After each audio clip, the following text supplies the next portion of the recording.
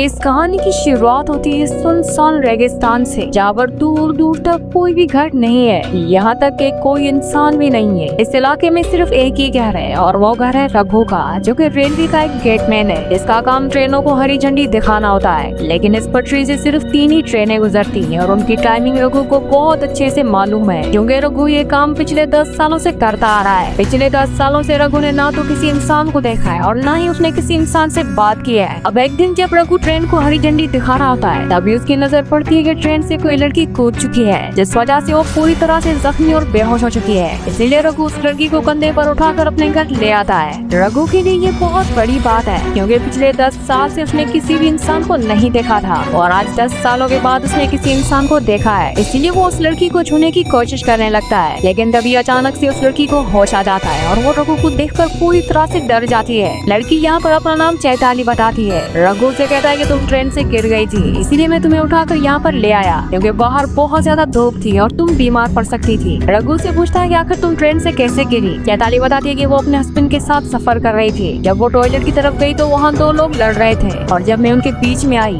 तो उन लोगों ने मुझे नीचे फेंक दिया। चैताली कहती है कि उसके हस्बैंड परेशान हो रहे होंगे और उसे ढूंढ रहे होंगे, वो किसी भी वक्त शायद यहाँ भी आ सकते हैं, लेकिन उससे पहले मुझे उन तक पहुँचना है। तब रघु बताता है कि यहाँ से दूर दूर तक कोई भी घर नहीं है और न ही कहीं तक जाने का जरिया। अगर तुम्हारे हस्बैंड तुम्हें ढूंढने के लिए आएंगे तो वो यहीं आएंगे, इसलिए तुम्हें यहीं पर रुकना चाहिए। लेकिन चैताली रघु की बात नहीं मानती और अकेले ही रेगिस्तान में निकल पड़ती है। चैताली बहुत दूर तक जाती है, लेकिन दूर दूर तक कोई भी घर नहीं होता। तभी यहाँ पर चैताली को चक्कर आने लगती है और वो बेहोश हो जाती है। इसके बाद हम देखते हैं कि रघु चैताली का पीछा कर रहा था। जब वो बेहोश हुई तो वो उसे फिर से उठाकर अपने घर ले आया और जो चैताली के पैर में चोट लग चुकी थी उन पर वो मरहम लगा रहा होता है। रघु चैताली को समझाता है कि तुम यहाँ से नहीं जा सकती, तुम अपने हस्बैंड को यहीं पर आने दो। लेकिन चैताली को रघु के ऊपर बिल्कुल भी भरोसा नहीं है, क्योंकि वो किसी अनजान शख्स के साथ ऐसे रात नहीं बिता सकती। अगर उसने रात को कुछ कर दिया तो वो कुछ भी नहीं कर सकती। चैताली जैसे तैसे सो जाती है, लेकिन वो बार बार उठकर रघु को देख रही होती है, जो कि फर्श पर सो रहा होता है। रघु को ऐसा लगता है कि शायद चैताली अनकंफर्टेबल है, इसलिए वो घर से बाहर चला जाता है। चैताली जब देखती है कि रघु बाहर चला गया, तब जाकर वो सुकून की नींद सोती है। अगले दिन जब सुबह होती है तो रघु अपनी डेली रूटीन स्टार्ट कर देता है। वो सुबह 4:30 बजे उठता है, बहुत दूर से पानी लेकर आता है और सुबह सुबह एक ट्रेन भी आती है जिसे उसे हरी झंडी भी दिखानी होती है।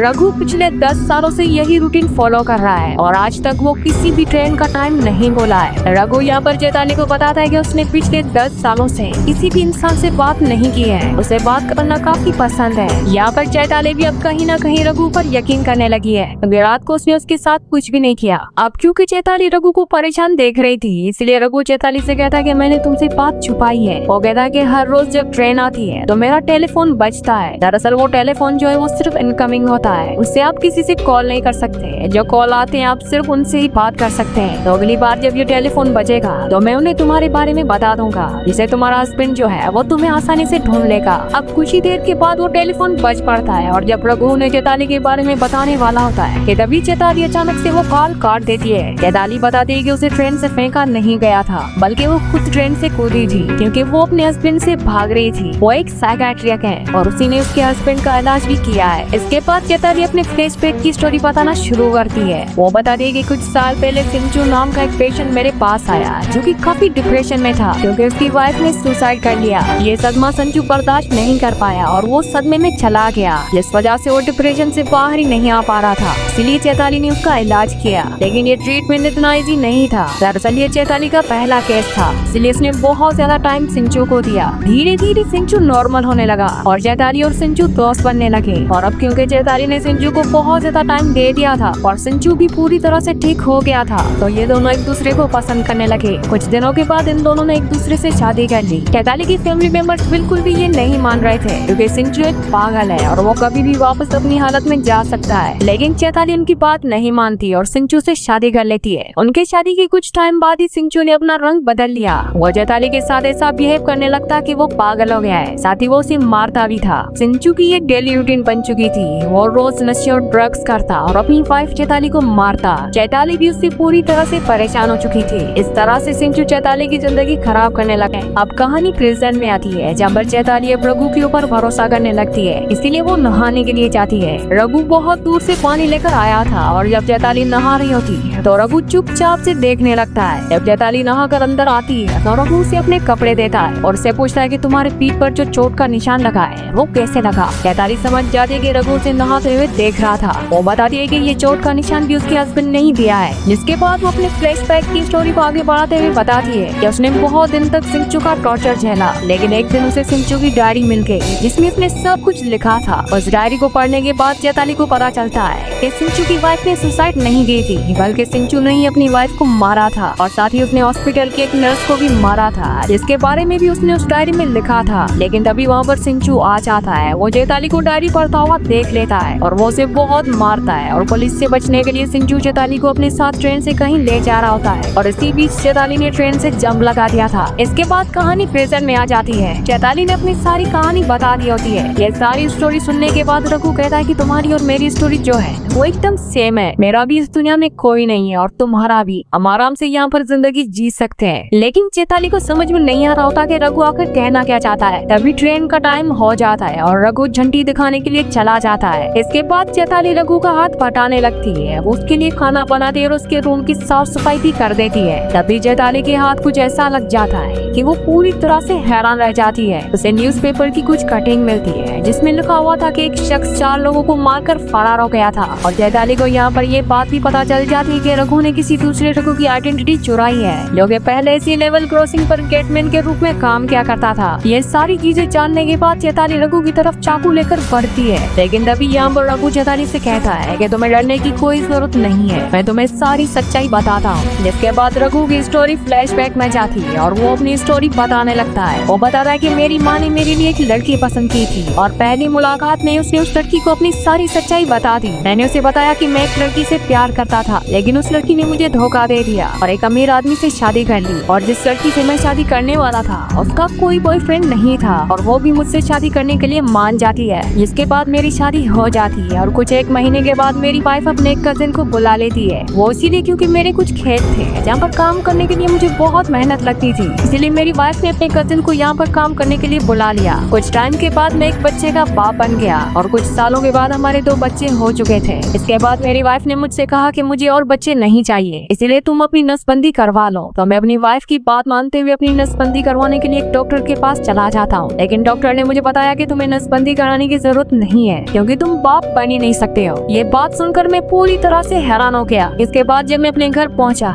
तो मैं और भी ज्यादा हैरान हो गया क्योंकि मेरी वाइफ और उसका कजन एक साथ थे। ये देखने के बाद मैं समझ जाता हूँ कि मेरी वाइफ का अफेयर है और जो 2 बच्चे हैं वो भी उसी कजन के हैं, मतलब मेरी कोई फैमिली है ही नहीं। ये सारी चीजें देखने के बाद मुझे बहुत ज्यादा दुख हुआ और मैंने इन चारों को मार दिया, मतलब कि रघु की वाइफ, उसके कजन और दोनों बच्चों को उसने मार दिया। इसके बाद कहानी आती है वापस प्रेजेंट में, जहाँ पर रघु चैताली को बताता है कि शायद मेरी जगह पर कोई और भी होता तो वो भी यही करता। अब चैताली भी रघु को हौसला देने लगती है और उसे सपोर्ट देने लगती है और उसे कहती है कि तुम्हारी जगह पर कोई और भी होता तो वो भी यही करता। अब आगे रघु चैताली को बताता है कि जब मैंने उन चारों लोगों को मारा तो पुलिस से बचने के लिए वो यहाँ तक भाग निकला। यहाँ पर उसे रघु नाम का एक आदमी मिला जो कि गेटमैन था। वो उन्हीं के साथ काम करने लगा, खेत में हाथ बटाने लगा, जिससे कि वो यहीं पर घुल मिल गया। लेकिन एक दिन अचानक से उनकी मौत हो गई और तब से वो यहीं पर गेटमैन का काम कर रहा है और इसी तरह से उसे 10 साल हो चुके हैं। इसके बाद चैताली को रघु के ऊपर तरस आने लगता है कि इस आदमी के साथ बहुत ज्यादा बुरा हुआ है, इसीलिए चैताली डिसाइड करती है कि वो कुछ दिन तक यहीं पर रहेगी। इसीलिए वो रघु के साथ काम में हाथ बटाने लगती है। इन्हें पानी के लिए बहुत दूर जाना पड़ता है, लेकिन फिर भी चैताली पानी के लिए चाहती है। और जब चैताली बहुत दूर पानी लेने के लिए चाहती है और जब रघु रेलवे क्रॉसिंग पर होता है, तभी यहाँ पर सिंचू अपनी वाइफ को ढूंढते हुए यहाँ तक पहुँच जाता है और यहाँ पर रघु से पूछता है कि क्या तुमने यहाँ पर एक औरत को देखा। रघु साफ साफ मना कर देता है। वो कहता है कि उसने किसी भी ऐसी औरत को यहाँ पर नहीं देखा है। यहाँ पर सिंचू बताता है कि उसकी वाइफ का ट्रीटमेंट चल रहा है, वो पूरी तरह से पागल है, उसका नाम शिखा है और वो अपने मन से उल्टी सीधी बातें बताने लगती है और कहने लगती है कि मैं एक डॉक्टर हूँ, अगर शिखा किसी के साथ रह रही है तो उसे जानलेवा खतरा भी हो सकता है। अगर तुमने उस लड़की को देखा है तो मुझे बता दो, मेरी वाइफ शिखा का इलाज चल रहा है और मेरा नाम डॉक्टर सिंचू है। ये सारी बातें सुनने के बाद यहाँ पर रघु को यकीन नहीं हो रहा था कि आखिर वो किसके ऊपर भरोसा करे और किसके ऊपर नहीं। ये सारी बातें सुनने के बाद रघु फौरन उस जगह पर जाता है जहाँ पर चैताली पानी के लिए गई थी। रघु से कहता है कि ये शिखा कौन है और समझ जाती है कि उसका हस्बैंड सिंचू यहाँ पर आ चुका है। यहाँ पर चैताली उसे समझाने की कोशिश करती है कि शिखा जो है वो उसकी वाइफ का नाम है और उसकी वाइफ को वो मार चुका है। जैसा तुम्हें उसने मनाया है उसी तरह से वो सबको मना लेता है और मेरे बारे में पता कर लेता है और अगर मैं उसके पास गई तो वो मुझे मार देगा। यहाँ पर रघु को उसके ऊपर भरोसा तो नहीं हो रहा होता, लेकिन कहीं ना कहीं चैताली भी ये बात समझ चुकी है। इसीलिए चैताली कहती है कि हम एक काम करते हैं, हम लोग पुलिस को बुला लेते हैं। लेकिन रघु फौरन मना कर देता है। वो कहता है कि पुलिस यहाँ पर नहीं आएगी क्योंकि रघु खुद भागा हुआ एक मुजरिम है। तो अब वो दोनों वापस जाते हैं जहाँ पर सिंचू चैताली को अपने साथ वापस ले जाने लगता है। जाते जाते चैताली यहाँ पर रघु से कहती है कि मैं तुम्हारे साथ कुछ वक्त बिताना चाहती थी लेकिन तुम तो मुझे समझे नहीं। ये सारी बातें सुनने के बाद रघु सिंचू से कहता है कि तुम अपनी वाइफ को मार ही दोगे, उससे अच्छा तुम अपनी वाइफ को मुझे ही दे दो ताकि हम खुशी खुशी से इस जगह पर रह सके। रघु और सिंचू जब बात कर रहे होते हैं तभी अचानक से चैताली जो है वो सिंचू के ऊपर एक हमला कर देती है जिस वजह से वो पूरी तरह से इंजर्ड हो जाता है। और जब चैताली रघु से कहती है कि तुम्हें तो मेरे ऊपर भरोसा ही नहीं है, ये सुनने के बाद रघु सिंचू को पूरी तरह से जान से मार देता है। अब जब वो उसे दफनाने के लिए चाह रहा होता है तो उसकी जेब से एक स्लिप निकलती है जो कि हॉस्पिटल की होती है जिसमें लिखा हुआ होता है कि डॉक्टर सिंचू और उसकी पेशेंट शिखा। इसका मतलब यह है कि इनमें से साइको कोई और नहीं बल्कि चैताली है जिसका असली नाम शिखा है और शिखा का ही ट्रीटमेंट चल रहा होता है और डॉक्टर सिंचू जो है वो उसका इलाज कर रहा था। तभी अचानक से चैताली रघु पर हमला कर देती है और उसे मारने की कोशिश करती है, लेकिन रघु को मारना इतना आसान नहीं था बल्कि रघु ने यहाँ पर चैताली को जान से मार दिया। और यहाँ पर एक बहुत बड़ी चीज रिवील होती है। दरअसल असली में साइको तो रघु है। यहाँ पर हमें बताया जाता है कि रघु जिस लड़की से प्यार किया करता था और उस लड़की ने उसे धोखा दिया था और एक रईस आदमी के साथ शादी कर ली थी और रघु ने उन दोनों को मार दिया था, साथ में उनके बच्चों को भी मार दिया था। और यहाँ तक कि जिस जगह के रेलवे क्रॉसिंग के जो असली रघु थे उन्हें भी रघु ने ही मारा है। वैसे आप इन तीनों के बारे में क्या सोचते हैं? क्या रघु साइको था या फिर चैताली या फिर सिंचू? ये अब आपके, आप मुझे नीचे कमेंट्स में जरूर बताना कि असली साइको कौन था। इसी के साथ इस मूवी का एंड हो जाता है। अगली कहानी आप किस मूवी पर सुनना चाहते हैं मुझे नीचे कमेंट्स में जरूर बताना क्योंकि मैं आपके कमेंट्स पढ़ता हूँ और आपके प्यारे प्यारे कमेंट्स का बहुत बहुत शुक्रिया।